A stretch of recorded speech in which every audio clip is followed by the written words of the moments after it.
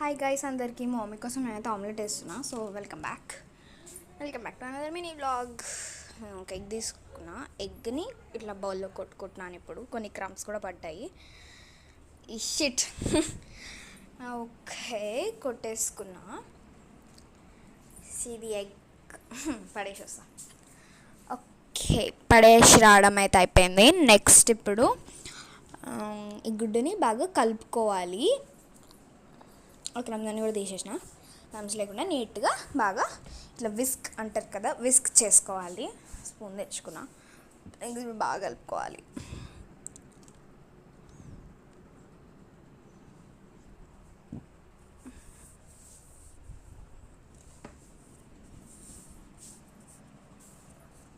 చూసినా ఎంత మంచిగా వచ్చిందో. ఇప్పుడు ఒక పాన్ గిన్నె ముక్కుడు లాంటిది ఒకటి ఉండే మా ఇంట్లో. దాన్ని నేనైతే స్టవ్ మీద పెట్టుకొని స్టవ్ వెలిగించుకున్నా. డబ్బు అన్నది ఒకేసారి దడుచుకున్నా. నెక్స్ట్ ఇప్పుడు అది పెట్టేసుకొని కొంచెం ఆయిల్ యాడ్ చేసుకుంటున్నాను. ఏదో ఆయిల్ ఉంది ఆ గిన్నెలో, అది యాడ్ చేస్తున్నాను. మరి ఇంకేదో ఆయిల్, అది ఏదో పార్టికల్స్ కూడా ఉన్నాయి.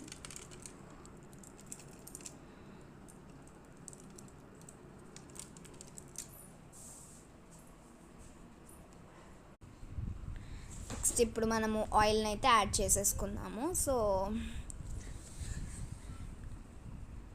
యమ్మీ ఉండింది. ఆయిల్ని అయితే యాడ్ చేసుకున్నాము. లేదా పార్టికల్స్ కూడా ఉన్నాయి. ఆయిల్ని యాడ్ చేసేసుకున్నాం కదా, కొంచెం పొగలు వెళ్తుండే. సో నేను ఎగ్ని కూడా యాడ్ చేసుకుంటున్నాను. ఇప్పుడు ఫోన్ కింద పెడతాయేమో అనుకోకండి. ఎగ్ నీట్గా యాడ్ చేసేసుకుంటున్నా ఇప్పుడు నేను. సో ఎగ్ని అయితే యాడ్ చేసేసుకుని స్పూన్ పెట్టి బాగా గీక్కొని యాడ్ చేసుకోండి. మొత్తం క్లీన్గా బోల్కున్నది ఏం లేకుండా యాడ్ చేసేసుకున్నా చూపించినట్టు. ఒక 5 minutes అయిపోయింది.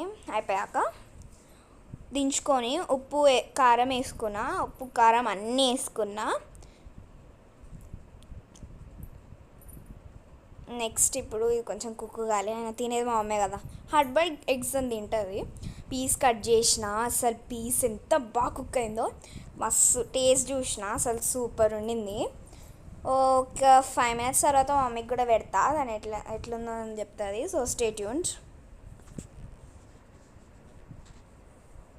మా మమ్మీ కూడా తినదు, సూపర్ ఉందని చెప్పింది. ఇవాళకంటే బాయ్.